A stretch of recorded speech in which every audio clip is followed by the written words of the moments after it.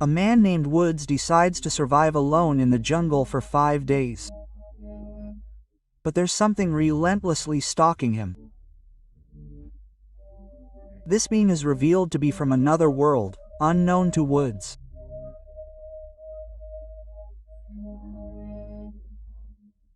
The story begins with a man named Woods who has his own TV show, teaching survival techniques in areas where human survival is extremely difficult. He's already done 2 seasons, and he's soon heading to a new location for the first episode of the 3rd season. His wife and daughter have recorded numerous video messages for him so he can watch them whenever he's alone and stay motivated.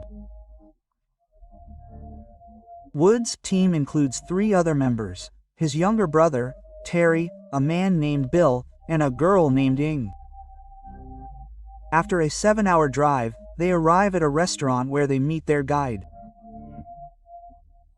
He actually lives in the area they're going to visit, and now they all set off for the jungle in the guide's boat. Woods must survive alone in the jungle for the next 5 days. His team tells him to call them on his satellite phone if he has any problems. Woods actually has a satellite phone, which his team can use to track him. Woods' brother insists that they make the episodes well this time, because if the show doesn't work, they'll all suffer a huge financial loss. Soon, they reach the part of the jungle where Woods will spend the next 5 days. They leave Woods there and return with the boat. Woods turns on his camera. Then, he opens his backpack and shows everyone what he has for survival, something even Woods doesn't know about. Inside the backpack is a flashlight, camera, hat, an apple, chewing gum, and an army knife. It's about to get dark. So Woods gathers tree branches and is building a shelter. While he's building, a piece of wood gets stuck in his fingernail, causing him immense pain. He'll have to endure this pain for the next 5 days. Quickly, he builds his shelter. Then, he gathers dry wood to light a fire. But he doesn't have a matchbox or a lighter. He also has a can of energy drink in his bag. He holds it up to the sun, and the light reflected from it hits a point. The heat steadily increases, causing the wood to catch fire. He's set up a fire, and now it's night. At night, he calls his team on his satellite phone. They're all partying, and Woods doesn't have anything to eat that night because he spent the entire day building a shelter and lighting a fire. Because of this, he didn't get a chance to hunt. So he goes to sleep inside his shelter, and while he's fast asleep, a huge blast shakes the entire place. Woods wakes up. He thinks it might have been an earthquake. So he goes back to sleep. The next morning, when he emerges from his shelter, he's shocked to see trees broken. It looks as if something has fallen from the sky into the water. When he goes near the water, he finds his fish dead. He realizes something must have fallen from the sky. He's very hungry, and now food is right in front of him. Woods is overjoyed. Then he sees a wolf on the other side of the water, smelling the fish, and then walking away. He doesn't eat them. The wolf understands that there's something wrong with the fish. That's why he didn't eat them. He decides that he too won't eat them. He returns to his shelter and calls his team using his satellite phone. But his satellite phone is no longer working. Woods believes the meteorite's fall is the reason for this, and he's hungry. So, he goes into the forest and sets a trap to catch a rabbit or small animal. He places an apple under a stone. Woods records everything. After a while, when he approaches the trap, he finds 2 rabbits, now dead. This is his food. Woods is overjoyed, but then he hears a noise nearby. He realizes that his camera has fallen. Woods thinks it's the same wolf he saw on the other side of the water. Woods doesn't want to risk his life. So, he quickly takes his prey and returns to his shelter. From there, he tries to call his team using his satellite phone again, but his call doesn't go through. He also checks his mobile phone, but there's no network on that either. He then sees his wife's recorded message on his phone, which gives him a lot of motivation. Then, he realizes that someone is behind him. When he looks back, there's no one there. Woods fears the same wolf might attack him. So, he quickly eats his food. After that, he saves another rabbit for tomorrow's meal. He explains to his audience how to keep one's prey safe in the wild. If he leaves it outside, any animal could eat it, but if he keeps it close, its smell could attract any animal and attack him. Therefore, he ties the rabbit's legs with a rope and hangs it from a tree so that no animal can reach it. Woods returns and starts playing chess to distract himself. He's still hearing those strange noises. Woods avoids them, and then we're shown someone bringing Woods' prey down from the tree. It's clear it's not a wolf or any other animal, but something else. Then it starts raining. He goes inside his shelter, but the soil underneath is extremely wet. He's also getting a little wet, but he doesn't reveal everything to the camera.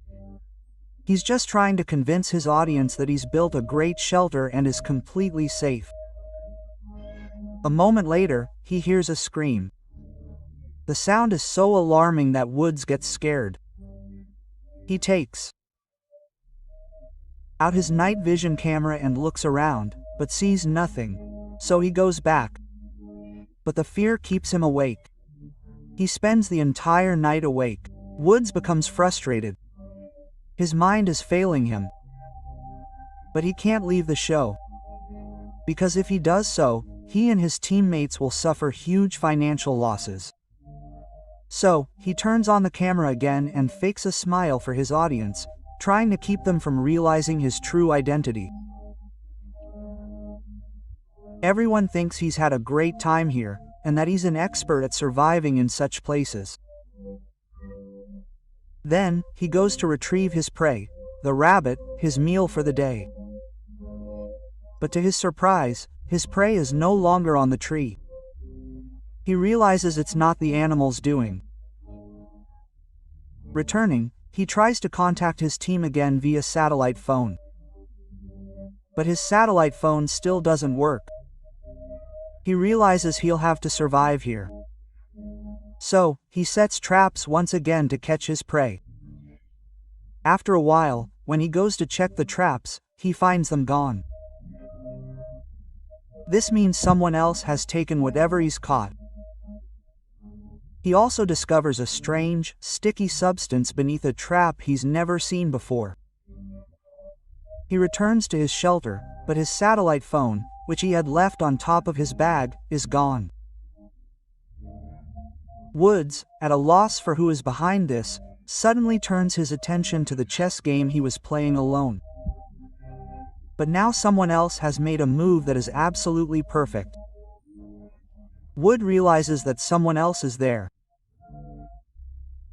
He thinks his team might be there, playing a game with him to make the episode more interesting. At night, he sits by the fire again, and now he burns down the chess game's next move. The next morning, he decides to build his shelter elsewhere. This, in fact, is part of his episode. So, he goes deeper into the forest, where he finds a suitable spot among some rocks. He sets up his shelter there. He's already lit a fire there, and now he needs food. He thinks he'll catch some fish, but there's not a single fish in the water. He moves on, and finds another shelter, an exact replica of his previous one, just as he taught everyone how to build it in his videos. Wood's oaken fire is also there, and the resident has also lit it in the same way. When Woods approaches the shelter, he finds his satellite phone, each part of which has been carefully disassembled. He thinks it might be a follower of his show, and then he notices the body of a dead rabbit nearby, which Woods himself had killed, taken down from the tree.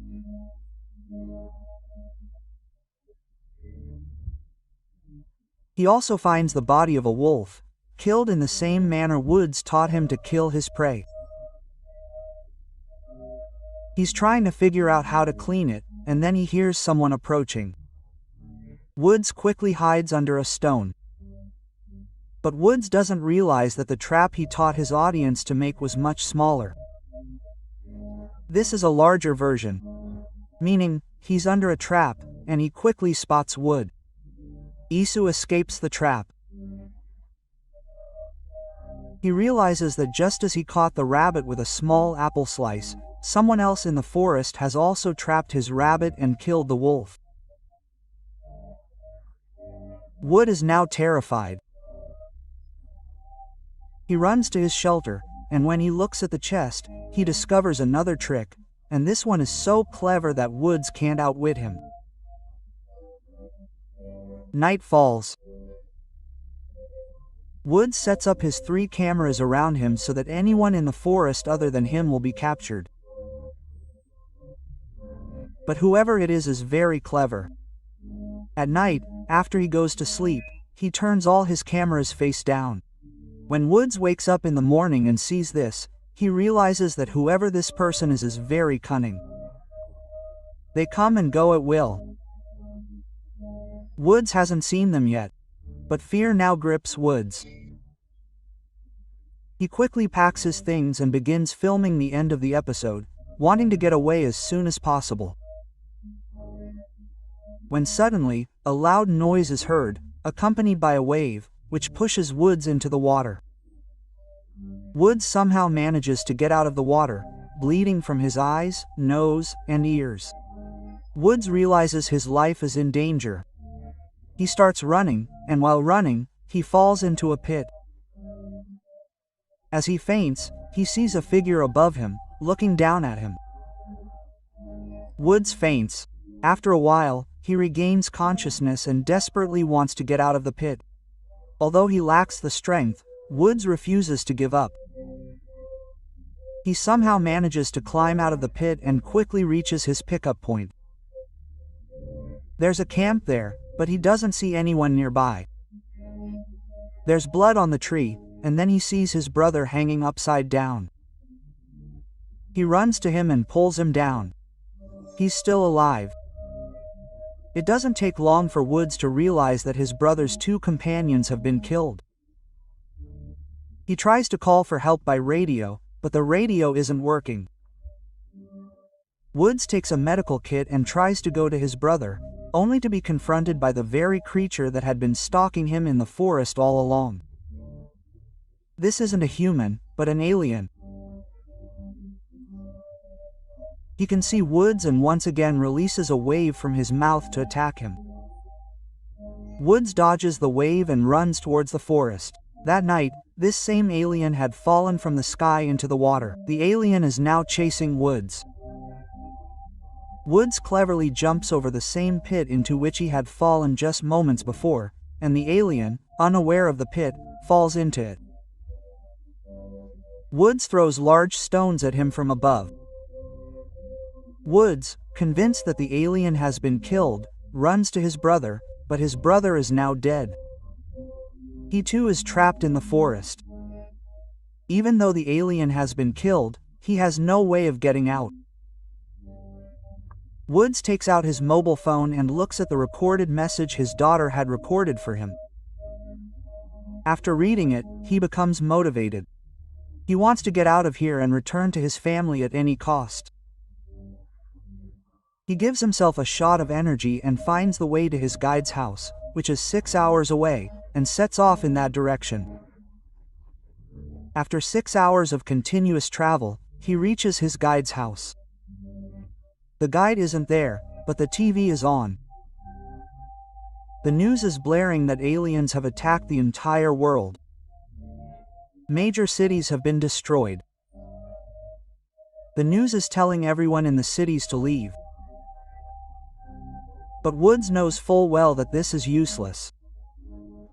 In reality, not just one alien has come into this world, but many aliens have attacked the entire world and destroyed major cities. But Woods will still go to the city to find his family. He doesn't know if his family is alive or not. What do you think? Will Woods be able to reunite with his family? Please leave in the comments section. We hope you enjoyed this story.